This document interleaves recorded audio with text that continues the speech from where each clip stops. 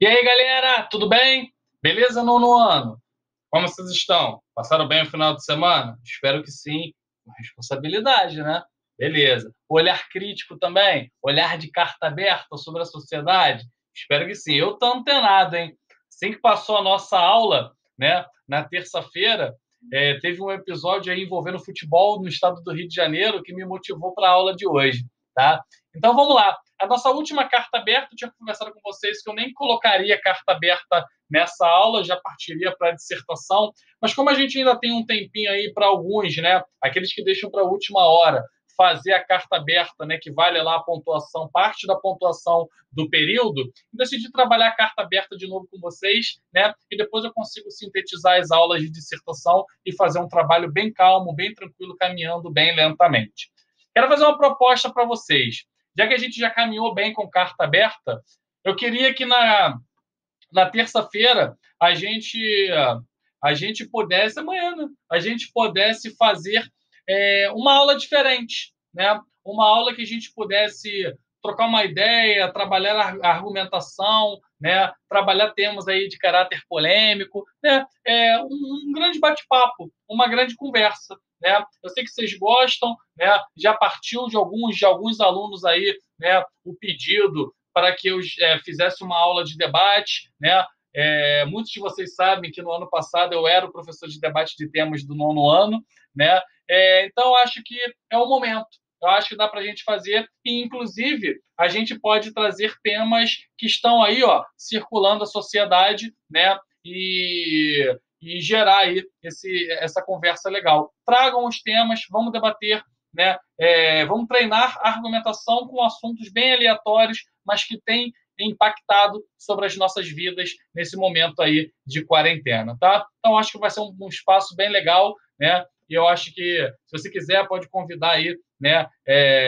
Quem estiver aí com você, perto de você, na sua casa, aí, se quiser participar, vai ser um prazer, tá? Então, vamos treinar a argumentação, vamos treinar o debate, né? Acho que vocês vão gostar. Mas, ó, tô pedindo com carinho. Microfone, pelo menos o microfone aberto, disponível, tá? E a câmera, então, né? Se você puder, tiver num ambiente aí que possa liberar a câmera, né? A gente cria aquela salinha bacana, todo mundo se vendo, todo mundo interagindo e todo mundo dando opinião, tá? Vamos treinar a argumentação de uma forma legal, de uma forma lúdica, tá? Então vamos lá, vamos para o nosso conteúdo de hoje.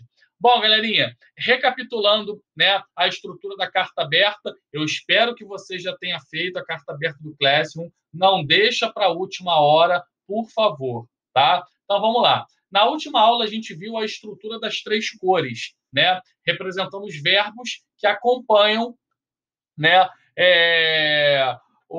A carta aberta. O alertar, o protestar e o reivindicar, tá? Então, ali, o amarelinho, o laranja e o azul foram as cores que nós utilizamos para dividir a nossa carta aberta.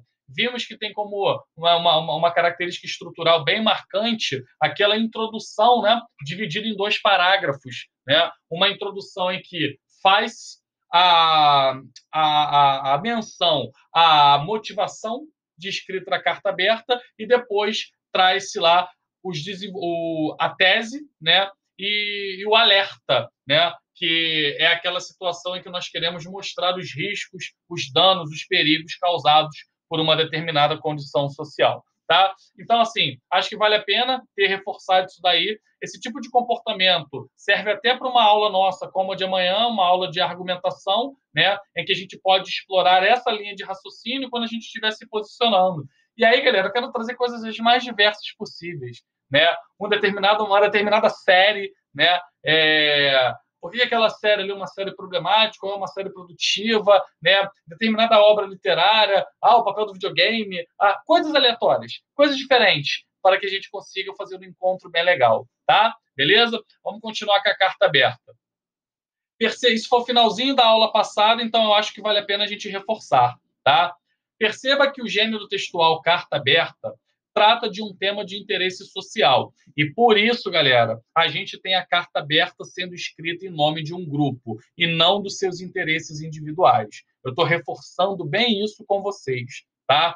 É um instrumento para conscientização, além de exprimir solicitações, sugestões e protestos. Então, por exemplo, quando você direciona a sua carta aberta ao governador do estado do Rio de Janeiro, você pode estar escrevendo em nome de um grupo solicitando, né, uma determinada situação. É a tal reivindicação, tá? Você pode sugerir, né, uma determinada situação ao longo do teu texto. Mas o mais comum é que você proteste, que você reclame, que você critique de uma determinada situação que, enquanto cidadão, tem te incomodado. E enquanto representante de um grupo, você está escrevendo aquela carta em nome de todos, em nome do coletivo. Tá? Então, a carta aberta é um texto que essencialmente se preocupa com a conscientização daqueles que estão lendo. Beleza? O produtor assina a carta em nome dele, em nome do grupo que representa e destina um interlocutor específico ou a sociedade como um todo, sempre considerando uma circulação pública, já que a carta pode ser divulgada em canais de comunicação. E aí, pegando esse gancho aí da carta ser publicada e ter essas características, olha o que aconteceu semana passada, logo depois da nossa aula. Né? Eu fui ler as notícias, né, do dia e aí me deparei com uma carta dos jogadores de futebol do time do Fluminense, galera. O movimento é liderado pelo Fred, que retornou agora ao tricolor das Laranjeiras, né? E aí ele emite uma nota, ele chamou de manifesto, a gente vai falar sobre isso. Ele chamou de manifesto, mas que tem muitas características da carta aberta. Aquilo ali poderia muito bem se transformar numa carta aberta tranquilamente. Ou seja, ele escreve, né, em nome dos jogadores do Fluminense contra a volta às atividades desportivas durante esse período da quarentena. Então, o clube do Fluminense, ao lado do clube do Botafogo Futebol e Regatas, se posicionam contra, tá, a volta do futebol nesse tempo da pandemia. Então, vamos acessar essa carta. Vamos lá, vamos ver como é que ela foi. Olha lá, deixa eu tirar o zoom aqui um pouquinho. Olha como é que ela foi interessante dentro do que a gente está estudando. Manifesto dos jogadores do Fluminense Futebol Clube. Nós, atletas do Fluminense Futebol Clube, manifestamos o nosso desacordo sobre a decisão oficial de retorno do Campeonato Carioca. Ainda vivemos em um cenário de muitas mortes diárias, tanto na cidade do Rio de Janeiro quanto em outras regiões do país. Sendo assim, evidentemente, não nos sentimos confortáveis em colocar ainda mais vidas em risco. Nossa luta, desde o início dessa situação, é para que o futebol retorne em um momento oportuno, com atletas de alto rendimento precisando também de tempo adequado para a preparação, já que com o retorno aos gramados de maneira precipitada, pode acarretar lesões em todos nós. Nunca na história do futebol mundial houve uma paralisação de tanto tempo. Deste modo, não existem explicações plausíveis para o retorno imediato do campeonato estadual. Nenhum outro campeonato tem o seu retorno previsto para o mês de junho, somente o do Rio de Janeiro, o que por si só demonstra um contrassenso, já que em cidades com taxas muito menores sequer voltaram a trabalhar. Por fim, reiteramos o nosso profissionalismo e respeito ao clube, que tem sido incansável na luta de preservar nossa saúde e de nossos funcionários, mas deixamos claro que jogaremos sob protesto, caso o Fluminense seja obrigado a jogar antes do tempo, no momento de maior dificuldade da humanidade nos últimos 100 anos. Então, galera, vocês podem perceber que nesse texto, classificado como manifesto, tá, eu tenho muito da essência de uma carta aberta, né? Eu tenho a argumentação, eu tenho a motivação, que é a volta das atividades desportivas relacionadas ao futebol, eu tenho a insatisfação de um determinado grupo sendo direcionada, né, aí nesse caso, implicitamente aos dirigentes da FERJ, Federação do Estado do Rio de Janeiro do Futebol, né? Federação de Futebol do Estado do Rio de Janeiro. Então, assim, faltam alguns elementos aí que, de fato, coloquem esse manifesto como carta aberta, né? Como, por exemplo, o título que designe, né, o interlocutor, que poderia ser carta aberta destinada à FERJ, Federação de Futebol do Estado do Rio de Janeiro, né? Falta ali a assinatura, mas que já está implícita quando ele fala nós, atletas do Fluminense Futebol Clube. Então, ali eu já tenho, né, a referência de quem está escrevendo, dizendo em nome do clube. Falta a despedida cordial, né? Atenciosamente, respeitosamente, mas há uma marca muito interessante que aproxima da carta aberta, que é o quê? A questão de dialogar com o interesse coletivo de forma argumentativa. E aí ficou muito legal e ser muito recente, por isso que eu estou trazendo, né? Como que os gêneros textuais eles acabam se misturando. E você vai ver que lá na página 63 do seu livro Se Liga na Língua, e eu vou deixar essa leitura, né, como dever de casa, você tem uma menção ao gênero textual artigo de opinião. Como que é um gênero também, assim como o manifesto que a gente está lendo aqui, como também é um gênero que se conecta com a carta aberta. Aí você deve estar me perguntando assim, pô, Daniel, mas se a gente está estudando carta aberta, por que ler um manifesto? Por que ler um artigo de opinião? Porque, galera, quando você chega, por exemplo, ao ensino médio, todos esses gêneros se misturam. E você pode, a qualquer momento, ser solicitado a escrita de um deles. Então, saber as similaridades e saber as diferenças é condição sine qua non, condição básica para um bom escritor de gêneros textuais que podem aparecer no vestibular. Então, aprender os gêneros pelas suas similaridades, mas pelas suas peculiaridades, também é um bom instrumento de aprendizagem na busca do domínio dos gêneros textuais que podem aparecer no vestibular. Tá? Então, vamos lá. E aí, uma perguntinha que pode ficar já para o ao vivo, né? O que você pensa sobre isso? Tu concorda com os atletas do tricolor das Laranjeiras? Me diz lá, me diz depois, né? Lá no ao vivo. Pensa com a emoção, não. Pensa com a razão. Pensa com a lógica, tá? Argumentar é isso, tá? E aí, galera, eu quero encerrar o nosso encontro de hoje fazendo uma referência a algumas dúvidas que surgiram nas duas últimas aulas sobre carta aberta. A primeira pergunta que me foi feita é: Dani, tem data na carta aberta? Não, galera. A carta aberta ela não tem data. Se houver alguma referência temporal, ela é dentro da carta, tá? É lá dentro do texto e não na parte externa, título ou despedida ou qualquer outro ponto, tá? Então a carta aberta ela não tem a formalidade do cabeçalho, da data, como a carta pessoal tem. Beleza? Então, a data não precisa. O que não te impede, como eu acabei de falar, de fazer referências temporais dentro do texto. Isso pode, tá? Daniel, a carta aberta pode ter linguagem informal? Pode. A carta aberta ela pode ter linguagem informal, sim, tá? Dependendo do interlocutor. Então, assim, o grau de informalidade da sua carta, quem dita é o destinatário da sua carta, tá? Se você está escrevendo uma carta aberta, por exemplo, sei lá, para o editor de uma revista de games voltada ao público adolescente. E aí você quer falar sobre o Call of Duty, Segunda Guerra Mundial, né? Você pode usar o linguagem, a informalidade, né?